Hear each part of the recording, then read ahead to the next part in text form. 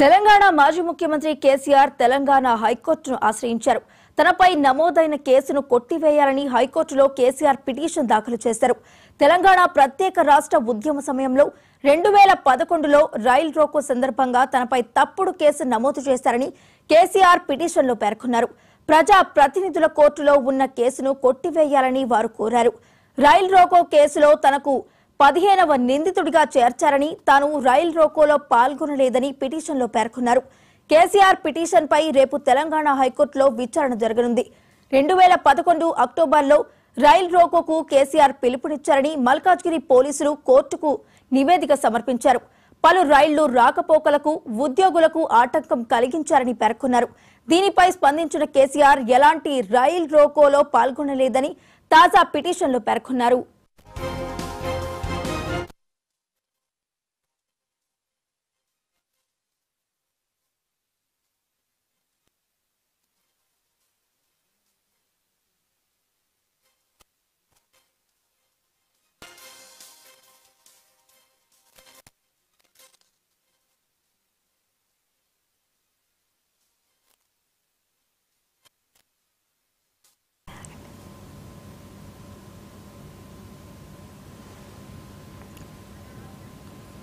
తెలంగాణ మాజీ ముఖ్యమంత్రి కేసీఆర్ తెలంగాణ హైకోర్టును ఆశ్రయించారు.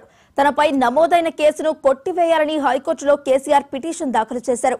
తెలంగాణ ప్రత్యేక రాష్ట్ర ఉద్యమ సమయంలో 2011లో రైల్ రోకో సందర్భంగా తనపై తప్పుడు కేసు నమోదు చేశారని కేసీఆర్ పిటిషన్లో పేర్కొన్నారు. ప్రజా ప్రతినిధుల కోర్టులో ఉన్న కేసును కొట్టివేయాలని కోరారు.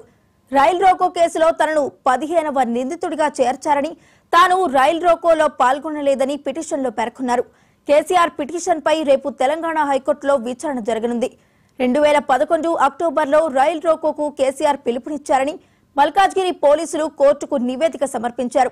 పలు రైళ్ల రాకపోకలకు ఉద్యోగులకు ఆటంకం కలిగించారని పేర్కొన్నారు. దీనిపై స్పందించిన కేసీఆర్ ఎలాంటి రైల్ రోకోలో పాల్గొనలేదని తాజా పిటిషన్లో తెలిపారు.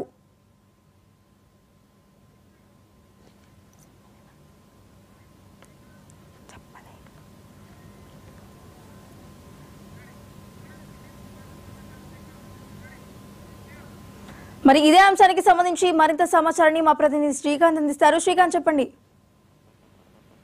వైష్ణవి, రైల్ రోకోకు సంబంధించి తెలంగాణ ఉద్యమంలో జరిగినప్పటి సంఘటనకు సంబంధించి కేసీఆర్ ఇప్పటికే ఆ రైల్వేకి సంబంధించి కోర్టు కేసులు నడుస్తున్నాయి, ఇప్పటికి కొనసాగుతూ వస్తున్నాయి. ఇప్పటికే కేటీఆర్ కావచ్చు, ఎమ్మెల్యే పద్మారావు కావచ్చు, చాలా మంది నేతల పైన ఈ రైల్ రోకోకు సంబంధించినటువంటి కేసులు కొనసాగుతున్నాయి. అప్పుడు చాలా మంది బీఆర్ఎస్ నేతలు ఇప్పటికి కొనసాగుతున్నటువంటి ఎమ్మెల్యేల మీద చాలా మంది మీద ఈ రైల్ రోకో కేసులు ఉన్నాయి.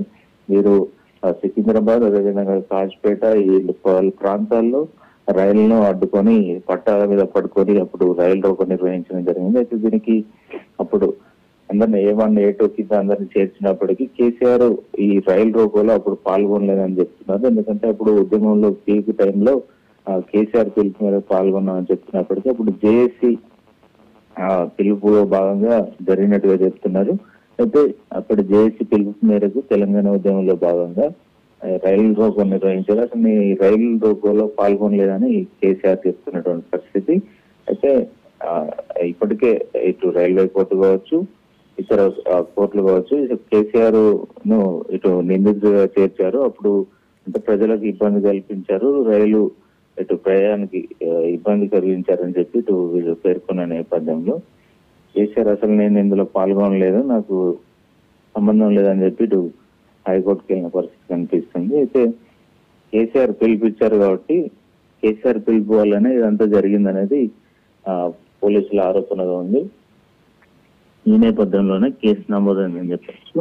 అయితే ఇది తెలంగాణ ఉద్యమంలో భాగంగా ఇచ్చింది. ఇప్పటికీ కేసీఆర్ తో పాటు చాలా మంది కేసులు ఎదుర్కొన్నటువంటి పరిస్థితి. ఎందుకంటే ఉద్యమ సమయంలో తెలంగాణ రాష్ట్రంలో జరిగినటువంటి కేసులు ఏవైతే ఉన్నాయో వాటన్నిటిని దాదాపు తొలగించారు. కానీ సెంట్రల్ పరిధిలో ఉన్నటువంటి కేసులు, రైలు సంబంధించినటువంటి కేసులు ఏవైతే ఉన్నాయో రైల్వే కేసులు ఇంకా కొట్టుడు పోలేదు. చాలా మంది ఎమ్మెల్యేల మీద ఉన్నాయి.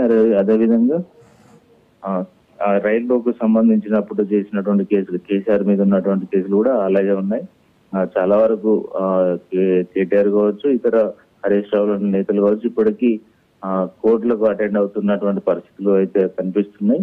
ఈ నేపథ్యంలోనే దానికి సంబంధించినటువంటి అంటే కేసీఆర్ అయితే ప్రత్యక్షంగా ఎక్కడ రైలు రోకో లాంటి కార్యక్రమంలో పాల్గొనలేదు. ఈ నేపథ్యంలో నేను పాల్గొనలేదు కాబట్టి నిందితుగా చేర్చొద్దు అని చెప్పి ఇటు కేసీఆర్ వాదిస్తున్నారు.